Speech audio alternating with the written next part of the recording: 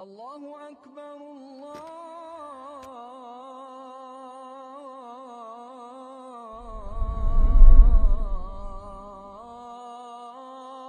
Акбар.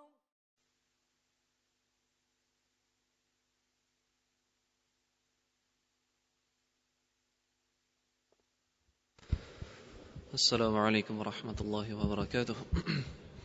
بسم الله الرحمن الرحيم.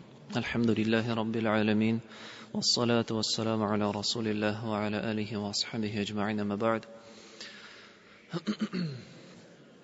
Милостью Аллаха Всевышнего, Субханаху ва Тааля, Господа миров, Творца, величайшего, всемогущего, всезнающего, всевидящего и всеслышащего, продолжаем с вами изучение качеств нашего Господа, качеств Всевышнего Аллаха и Его имен.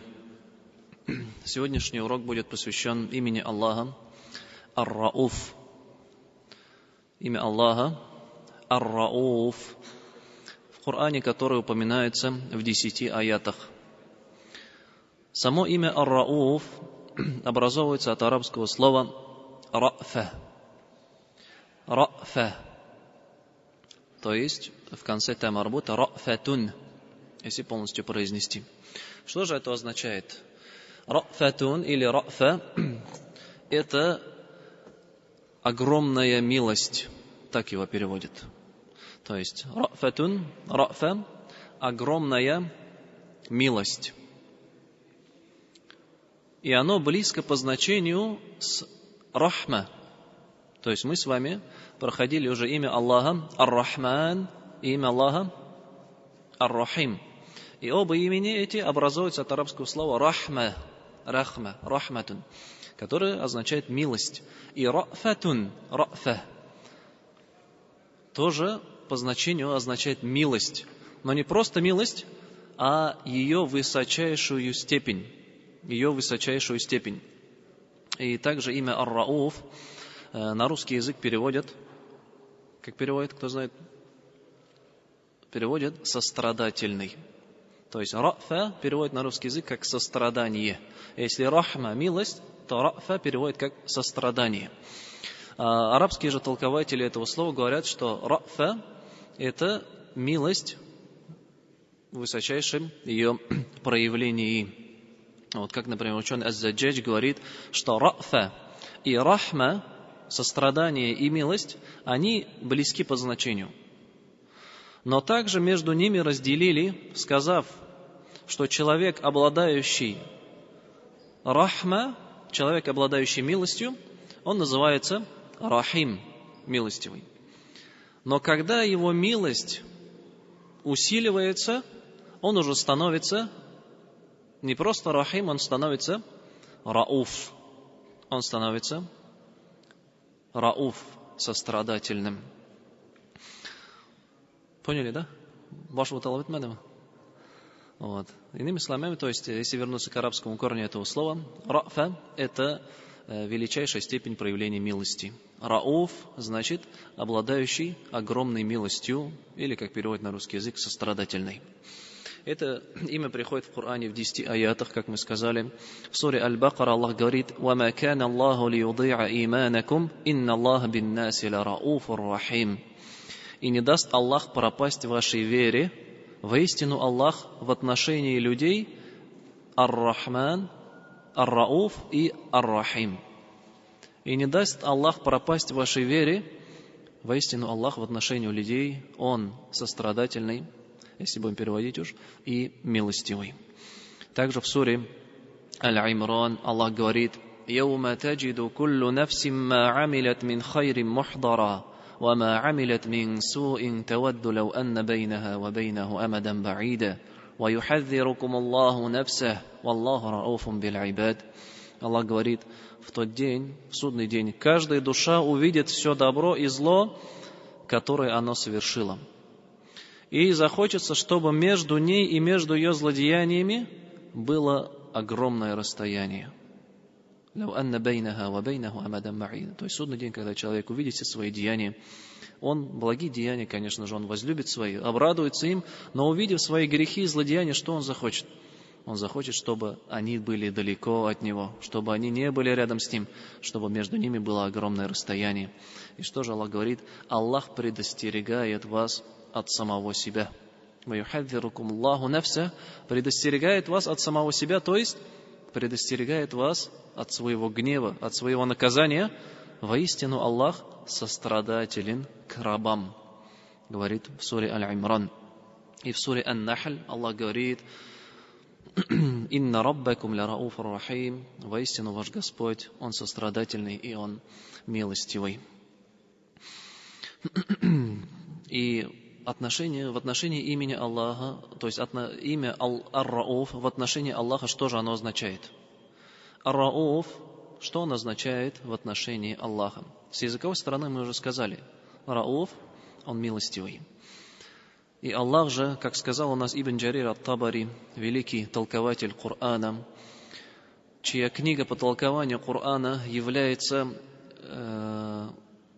источником и также является книгой, к которой возвращаются все муфассиры, все толкователи Корана. Ибн Джарир ат-Табари что говорит? Воистину, в отношении аята, воистину Аллах в отношении людей сострадательный и милостивый. Что он говорит? То есть Аллах обладает качеством ар-рафа, сострадания в отношении всех своих рабов. И сострадание – это наивысшая степень милости, и она всеобщая для всех творений в этом мире и частная в отношении некоторых его рабов в ахирате, в следующей жизни. То есть он дает понять, что рафа, сострадание Аллаха, она касается всех, как верующих, так и неверующих, так как праведников, так и грешников.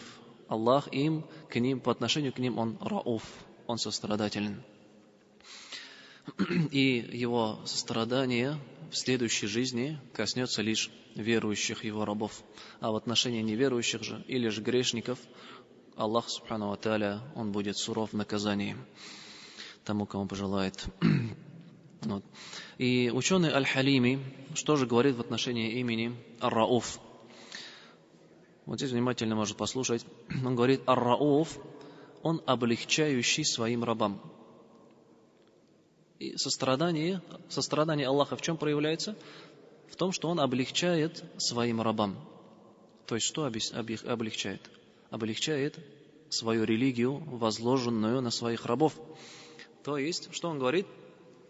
Потому что он не возлагает на своих рабов того, чего бы они не смогли выдержать или были бы не в силах совершить. Да, как Аллах в Коране говорит: «Ля юкаллифуллаху нафсан илля вус'аха». Аллах не возлагает на душу то, что она не может потянуть, то, что она не может выдержать. То есть это и есть сострадание Всевышнего Аллаха. Он не возлагает на людей то, что они бы не смогли потянуть, выдержать. Не просто выдержать. Он что еще говорит? Наоборот, он возложил на них то, что намного ниже даже их возможностей. Религия, шариат Аллаха, Его повеления, Его запреты, халяль, харам, обязательные виды поклонения, дополнительные виды поклонения, да, они возложены на нас. Но они не граничат с нашей точкой, как бы сказать, с нашей возможностью. Эти даже указания, которые Аллах на нас возложил, они намного куда ниже нашего предела. То есть у каждого человека, у людей есть свой предел. Так ведь есть вещи, которые человек не может совершить. Но Аллах свои указания не установил на предельных возможностях человека. Он даже эти указания, что сделал, куда ниже предельных возможностей человека. Потому что он сострадателен к своим рабам. Он обладающий огромной милостью. Так ведь Аллах сколько нам намазов повелел читать? 5 намазов в день. Из 24 часов, скажем, полчаса, час времени. А сколько наш предел? Куда выше этого, так ведь? Мы могли бы читать и 10 намазов в день. Наше тело выдержало бы. И куда больше, может и 20, может и 30 мы могли бы читать. Так ведь? Но Аллах, субхану ва тааля, по своей милости, по своему состраданию к своим рабам, Он не возложил на них предельные возможности. То, что граничит с их предельными возможностями, он возложил то, что куда ниже. И смотрите, что говорит дальше ученый Аль-Халими. И даже с таким облегчением Аллах Всевышний в определенных ситуациях еще сильнее облегчает религию для своих рабов. Как, например, для путника, так ведь?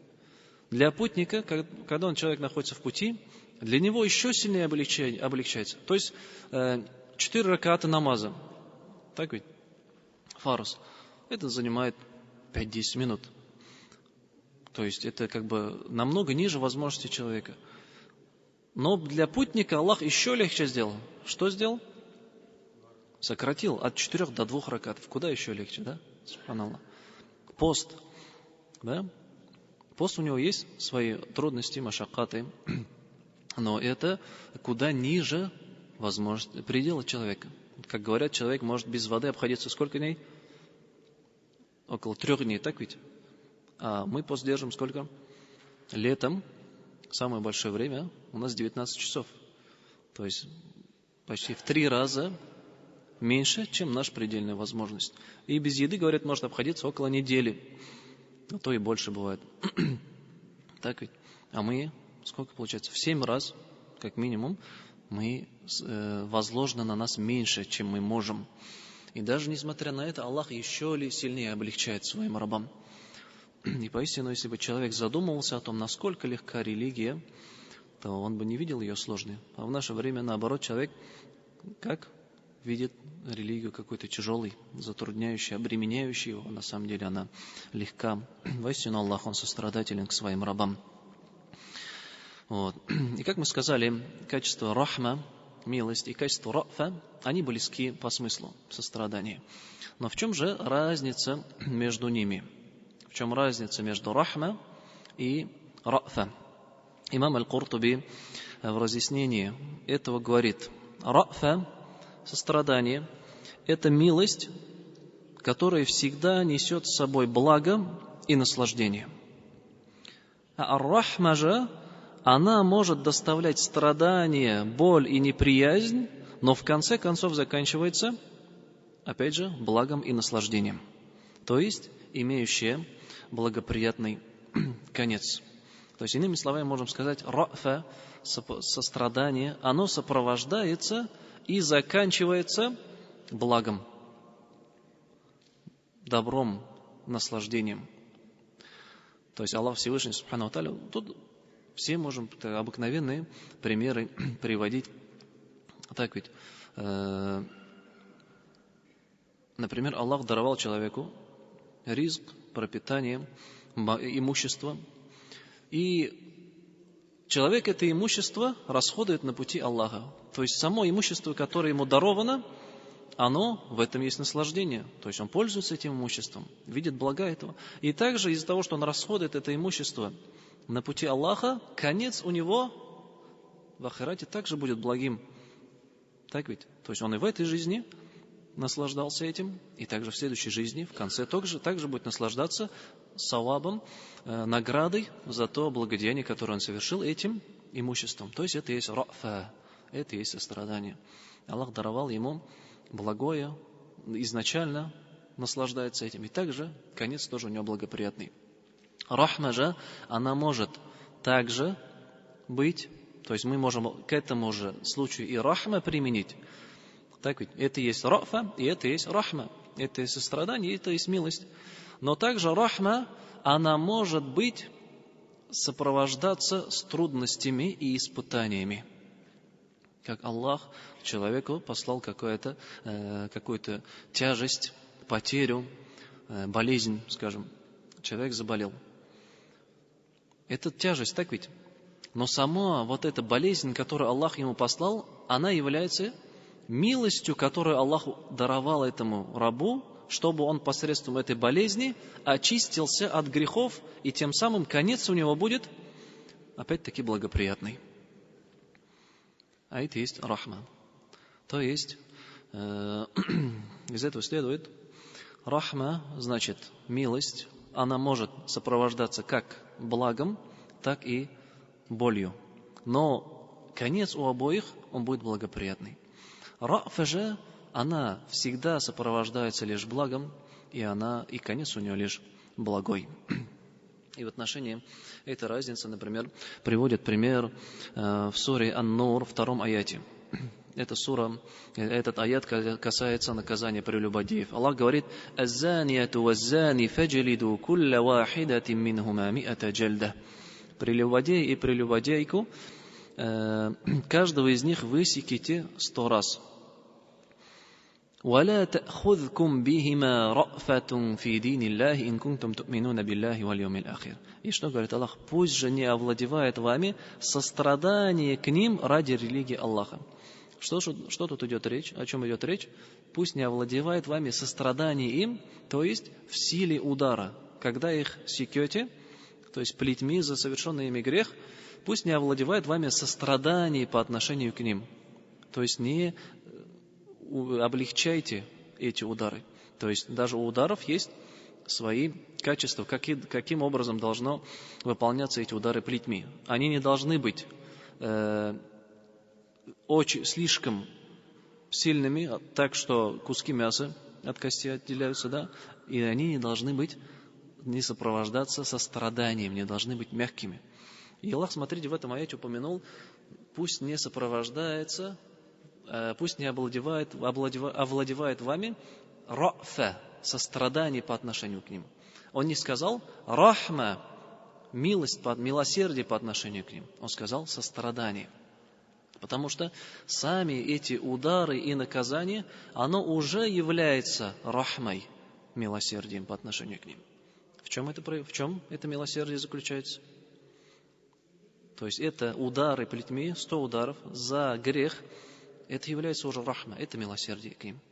В чем это милосердие? Да, то есть тем самым, начало у них это сопровождается болью, страданиями, но конец будет благоприятный. То есть каким благоприятным? Они, получив наказание в этом мире за прелюбодеяние, они очищаются от совершенного греха. И уже в следующей жизни они за этот грех не будут получать наказание, иншаллах. То есть в этом есть милосердие. То есть Аллах тут упомянул слово рафа, сострадание, вместо слова рахма, милосердие. Потому что сами удары, они уже являются милосердием по отношению к ним. И Аллах Всевышний в Коране приводит в нескольких местах, как мы сказали, в 10 аятах. И эти аяты, в конце этих аятов, он сообщает вот это имя Ар-Рауф, милосострадательный. И как следует из правила, если в конце аята приходит какое-то имя Аллаха, Ар-Рауф, Ар-Рахим, это мы уже с вами вступление в прошлом году проходили, так ведь вот в конце многих аятов мы видим, что они заканчиваются именами Аллаха, так ведь? Алим аль-Хабир, Сами аль-Басир, Ар-Рауф ар-Рахим, Аль-Алим аль-Хабир заканчиваются. И вот эти имена, они не просто так приходят. Они все, вот эти имена, они непосредственно связаны с содержанием самого аята.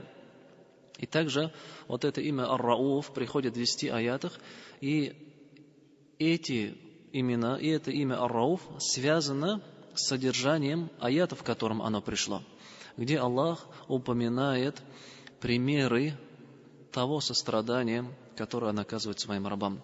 Например, который мы аят с вами зачитали: وَمَا كَانَ اللَّهُ لِيُضِيعَ إِيمَانَكُمْ إِنَّ اللَّهَ بِالنَّاسِ لَرَءُوفٌ رَحِيمٌ.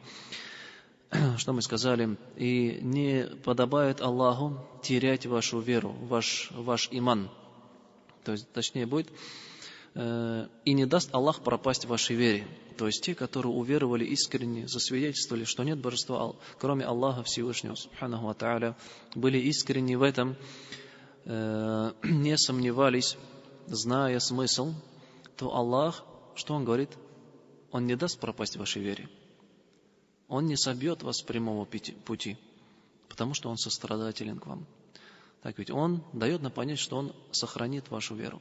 Он сохранит ваш иман, Он обережет вас, убережет от деяний извне, каких-то слов или каких-то происшествий, которые бы могли как-то пошатнуть вашу веру или же сбить вас с прямого пути. Аллах, Он говорит, Он уберегает вас. Потому что Он рауф по отношению к вам. Он сострадателен по отношению к вам. И Он милостивый по отношению к вам, к своим рабам. И в другом аяте Аллах говорит, который мы также зачитали, Аллах предостерегает вас от самого себя. Воистину Аллах сострадательный и милостивый.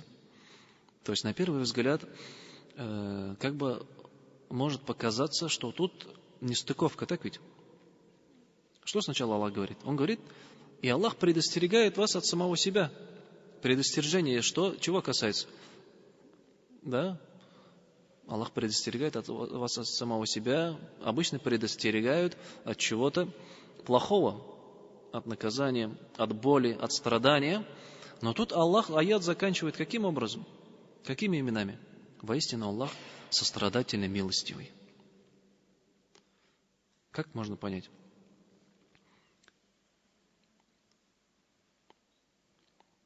То есть Аллах, Он предостерегает же нас. И как бы, наверное, то есть может показаться, что логичнее было бы, например, какими-то такими серьезными и пугающими именами закончить аят, например. Он Аль-Кадир, Он могущественный, Аль-Азиз, да? Или Аль-Хаким, Он выносящее решение справедливое. Но Аллах говорит, Он Рауф Рахим, Он сострадательный и милостивый. Эти же качества, они не пугают, так ведь? В чем же тогда заключается смысл аята? Ишек?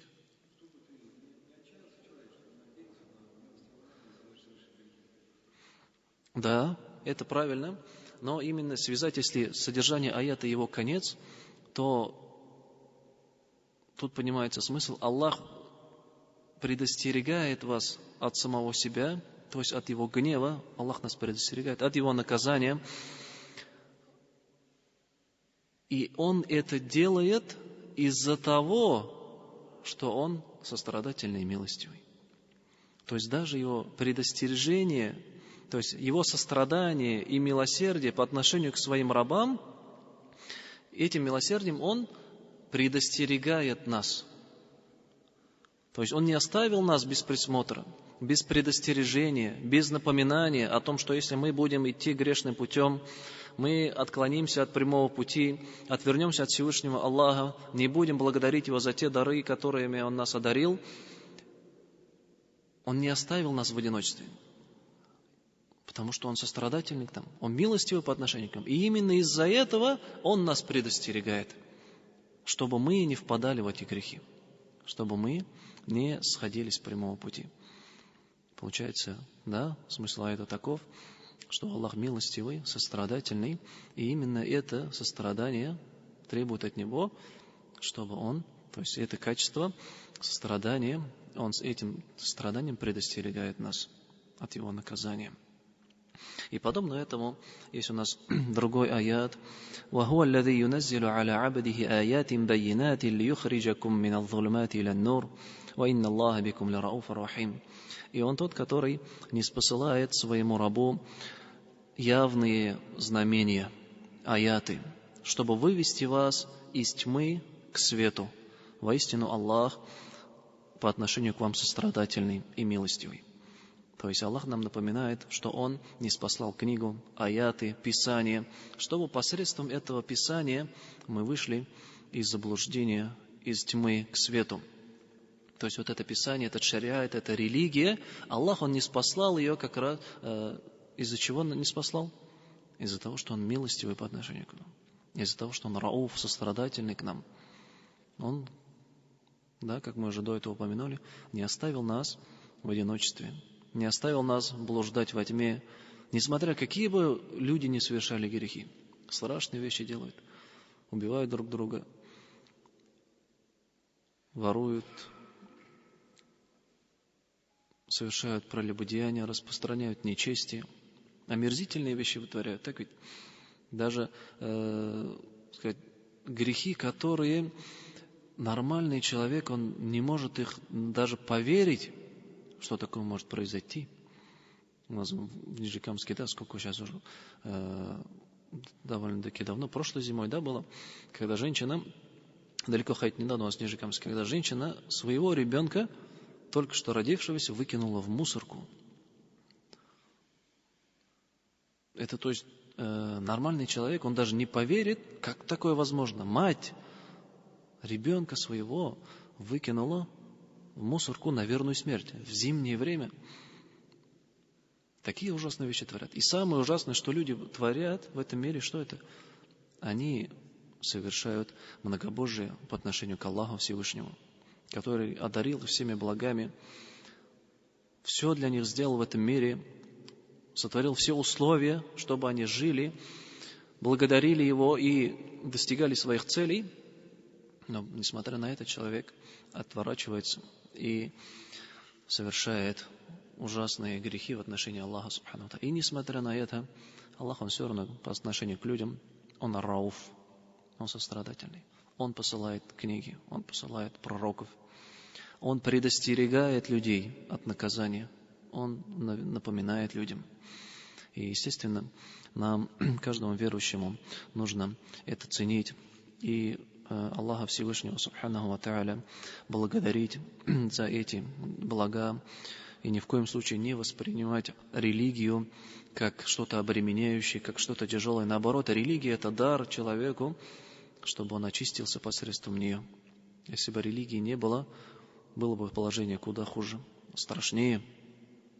Аллах Всевышний, альхамдулилля, по милости своей, по качеству ра'фа, Он не спаслал нам свое Писание, не спаслал нам свои слова, по которой мы идем прямым путем, и который, иншаллах, в конечном итоге приведет нас к милости Всевышнего Аллаха в ахирате, в следующей жизни, к вечному наслаждению и блаженству в райских садах, в которых будет величайшей наградой это лицезрение самого Всевышнего Аллаха, нашего Творца.